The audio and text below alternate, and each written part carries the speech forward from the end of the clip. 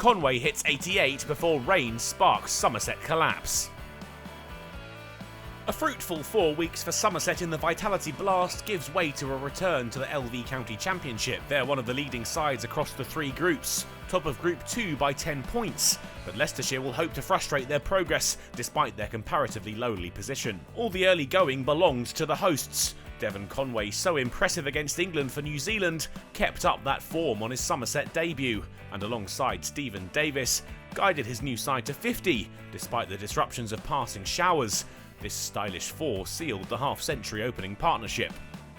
It looks like hard work for the Foxes, their bowlers unable to find a way to separate the partners, both men looking in good touch and playing their way into the 30s, the score now creeping ever closer to 3 figures with lunch looming.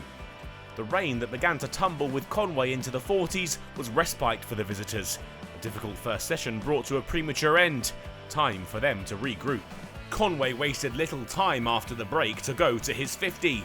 It was a first in the LV County Championship for the highly rated Kiwi, and it was picked up when he ploughed Griffiths for 4 for his 10th boundary of the innings. Davis fancied a bit of that too. Back-to-back 4s in the next over took them to the cusp of, and then ticked the score over to 100 runs. The first time this season that Somerset had seen the opening pair put on 50, let alone 3 figures. And he too would play his way to 50.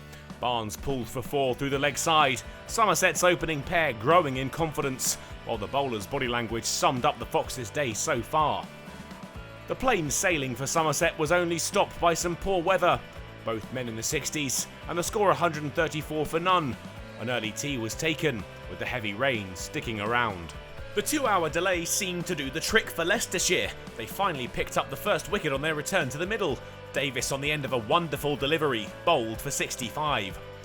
Goldsworthy took the total to 150, but that would be the extent of his contribution. Another for Davis when he was pouched in the slip cordon. Conway was the key for Somerset, and he was playing his way towards 100 runs. He'd fall short though, bowled through the gate by Parkinson on 88, the Foxes now enjoying themselves in the evening session. They were within 20 runs of 200 when Bartlett joined the now growing procession of Somerset batters. A mic delivery left to strike him on the pads, and the umpire wasted no time raising the finger. Lammonby and Hildreth were a little more reticent than their predecessors, but still ticked the score up to 200 runs. Crucial bonus points sealed. But once again, the Foxes separated an important partnership before it could do too much damage. Lammonby clearly disgusted with himself after edging through to third slip. Griffiths had Hildreth too, Somerset's excellent start now seeming like a distant memory as the visitors really hit their straps.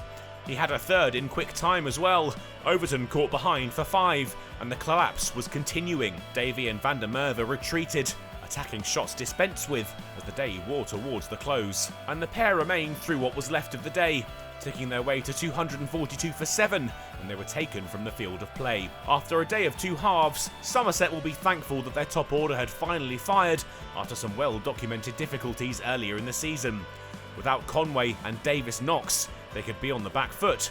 As it stands though, the match is delicately poised, and we should be in for a fascinating second day.